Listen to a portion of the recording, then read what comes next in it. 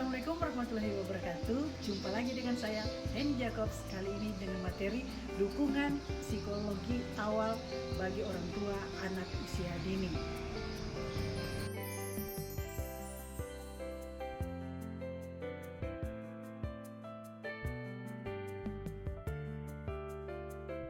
Dukungan psikologi awal atau DPA bagi orang tua anak usia dini. Dukungan psikologi awal atau DPA ini adalah sebuah keterampilan sederhana bagi orang tua untuk membantu menghadapi masalah atau situasi sulit. DPA dapat mencegah dan mengurangi dampak negatif masalah atau situasi sulit. DPA dapat membantu mengurangi beban dan tekanan yang dialaminya serta menunjang proses pemulihan psikologis. Saat menghadapi masa sulit secara tidak sadar akan memunculkan rasa tidak nyaman, kesulitan menjalankan peran sebagai orang tua, kesibukan pekerjaan, konflik dengan rekan kerja, kehilangan pekerjaan, dan pendampingan belajar, kesulitan penyelesaian situasi pandemi, pembagian waktu, dan lainnya. Apa itu situasi sulit? Saat menghadapi masa sulit secara tidak sadar akan memunculkan rasa tidak nyaman, kesulitan menjalankan peran tadi, kemudian kesibukan pekerjaan, kehilangan pekerjaan, rasa tidak aman, mudah tersulut emosi seperti marah tanpa sebab, kelelahan fisik, bingung bagaimana menyesuaikan diri dengan kondisi. Maka reaksi yang muncul pada situasi ini adalah rasa tidak nyaman, tanpa disadari akan kecewa, panik, cemas, takut, mudah tersulut emosi, kelelahan, kebingungan. Lalu, rasa tidak nyaman ini akan menghasilkan ketegangan atau stres, depresi, tersulut emosi atau marah, maka fungsi tubuh akan menurun.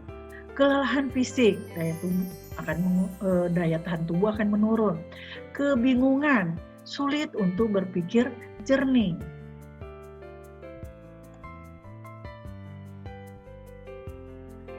Dampak terbesar yang dialami biasanya justru pada keluarga inti. Ini terlihat perubahan berbagai situasi pada orang tua, berdampak pada reaksi saat berhubungan dengan anak atau berhubungan dengan keluarga inti lainnya. Bila menghadapi situasi sulit ini, maka perlu komunikasi supaya kita bisa menyesuaikan diri. Kalau diturutkan tuh semua diamuknya di dalam rumah itu. Yang salah, yang dengar semua kena ya. Makanya perlu saling mendukung agar antar keluarga untuk memberi perhatian dan saling menghargai, bahkan saling melindungi. Siapa saja yang terdampak dalam situasi sulit ini? Semuanya terdampak. Anak, suami, istri, bahkan orang di sekitar kita. Nah, agar dapat menghadapi masa sulit atau situasi sulit, kita perlu memiliki keterampilan dukungan psikologi awal. Keterampilannya seperti apa? Bisa mengelola diri, membantu mencegah dan mengurangi dampak psikologis yang lebih buruk saat menghadapi situasi saat ini, memberi kesempatan mempercepat proses pemulihan agar kesejahteraan diri tetap terjaga. Langkah-langkah DPA bagi orang tua: memberikan perhatian, mendengarkan, menghubungkan. Situasi sulit datang tidak pernah mengenal tempat, waktu, situasi, dan kondisi. Memperbaiki keadaan lebih baik daripada mengeluh dan mencela situasi yang dihadapi. Karena di balik situasi sulit akan terbentuk pribadi yang kuat. Jadi perlu perhatian, perlu mendengarkan, perlu menghubungkan, oh maksudnya ini, oh iya seperti ini, didengarkan dulu, dihubungkan, dan memberikan perhatian. Langkah yang harus diambil ketika dihadapkan pada situasi sulit adalah tenang dan jangan panik. Orang tua yang tangguh adalah orang tua yang mampu beradaptasi dengan situasi ini. Jadi mampu memikirkan, langkah nyata untuk melindungi diri dan keluarga, sehingga menjadi sumber kekuatan yang membuatnya mampu bertahan dalam situasi apapun atau kondisi apapun. Ikatan batin dengan orang tua adalah untuk menjalin hubungan yang baik sepanjang kehidupannya. Sesekali lah canda-canda, bergurau ya, kemudian berkomunikasi, dan ini bisa membangkitkan perasaan bahagia, sehingga kalau ada perasaan bahagia di dalam diri maka bisa menambah ketangguhan diri ya.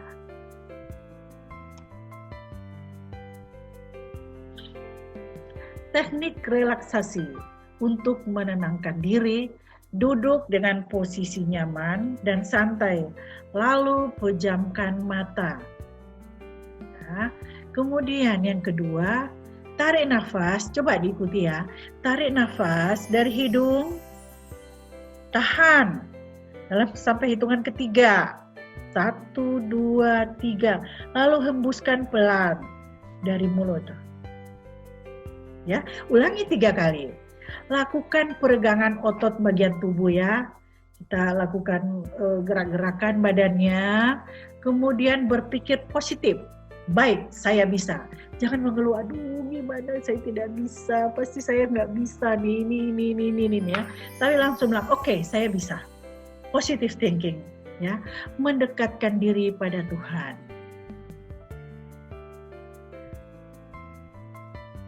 Anak berusia 0-6 tahun adalah masa emas di mana pertumbuhan perkembangan sangat cepat dan mempengaruhi seluruh kehidupannya.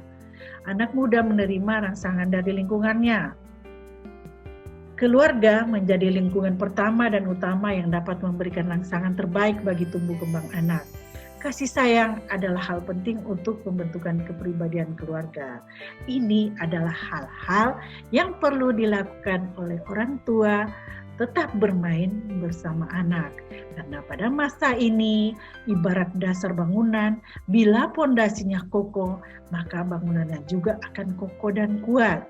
Dalam situasi apapun, anak tetap memerlukan rangsangan dalam tumbuh kembangnya.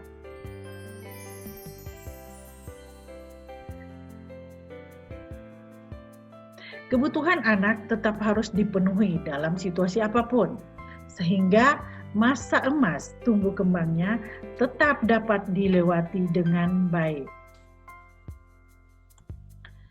Kebutuhannya yaitu kebutuhan biologis, kebutuhan rasa aman, kebutuhan mengasah kemampuan, kebutuhan kasih sayang, kebutuhan penghargaan, kebutuhan mengasah.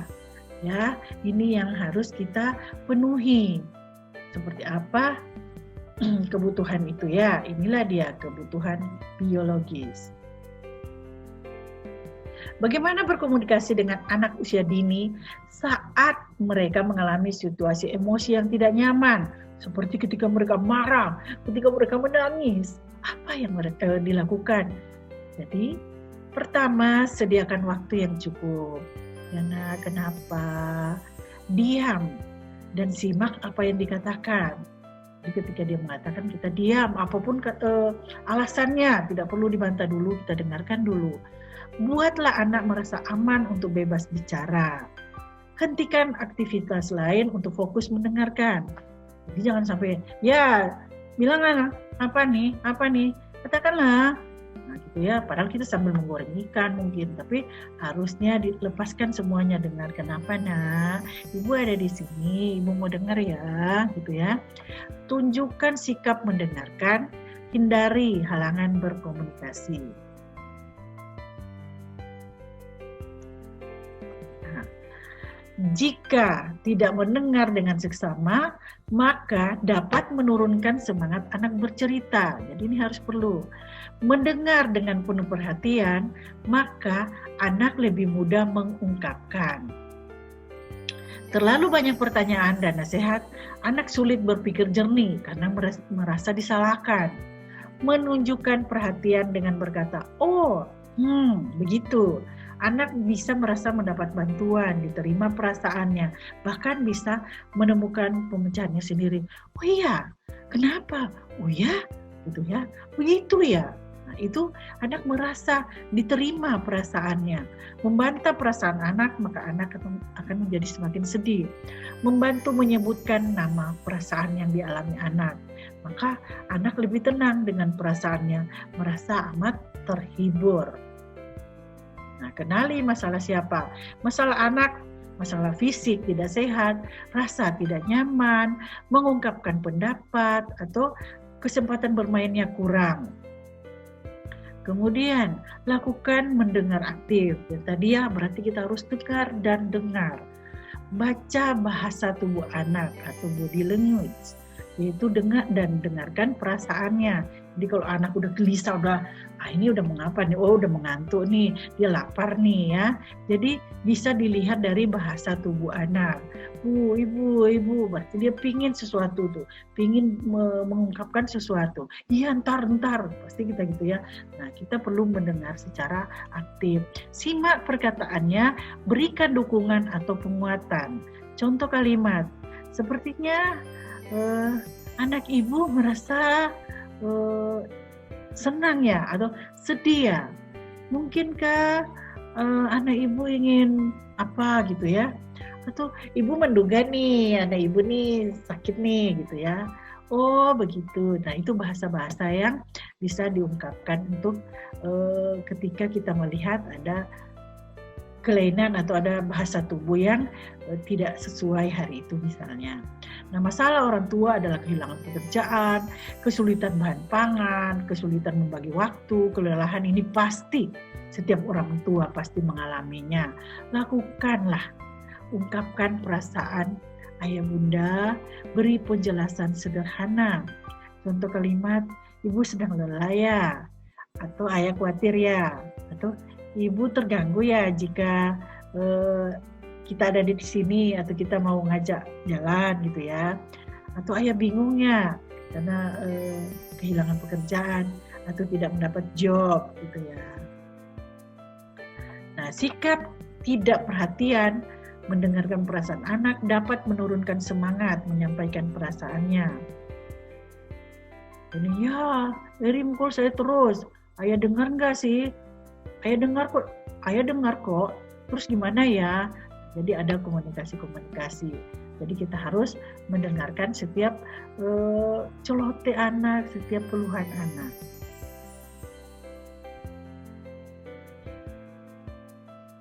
Rumah adalah tempat pendidikan pertama dan utama bagi anak usia dini. Sekolahnya anak ada di rumah dan gurunya anak adalah orang tua. Jadi karena rumah adalah pendidikan pertama dan utama, maka yang harus dilakukan adalah mendengar. Supaya anak mau bicara. Ini ngomonglah, tapi sambil melakukan sesuatu. Nah, anak nggak mau dia. Anak tidak mau mengungkapkan semuanya, tetapi kita hentikan semuanya. Ibu mau dengar, ibu mau ngomong apa, gitu ya. Kemudian menerima terlebih dahulu perasaan anak. Baru bicaralah dengan baik supaya saling mendengar. Itulah kunci komunikasi dengan anak, ya. Mendengar, menerima, bicaralah. Seperti apa situasi sulit pada anak usia dini? Nah, kita bisa lihat kesehatan fisik, berarti memperhatikan asupan dan gizi, asupan makanan dan gizi. Emosi, takut, cemas, mudah menangis dan marah. Cara mengatasinya adalah mendengarkan, menciptakan komunikasi positif, dan suasana yang menyenangkan. Kebutuhan bermain, memberi ruang aman untuk bergerak dan bermain yang bermakna. Kebutuhan bersosialisasi, memberikan kesempatan melakukan sendiri apa yang bisa dilakukan, membiasakan berinteraksi dengan orang lain seperti antri, menunggu, dan bersabar. Dukungan psikologi awal pada anak usia dini, kenali dan beri perhatian, dengarkan, lakukan, menghubungkan, menjadi teman sekaligus sahabat yang baik bagi anak dalam situasi apapun, membangun kelekatan dan kepercayaan anak terhadap orang tua dan lingkungan di luar dirinya di kehidupan yang akan datang. Kenali dan beri perhatian, dengarkan apa yang ia sampaikan, lakukan apa yang bisa kita lakukan untuk membantunya, kemudian menghubungkan berbagai pengalaman atau kondisi lain. Oke, terima kasih. Demikian materi kita kali ini. Semoga apa yang telah saya sampaikan bisa bermanfaat. Salam sukses. Assalamualaikum warahmatullahi wabarakatuh.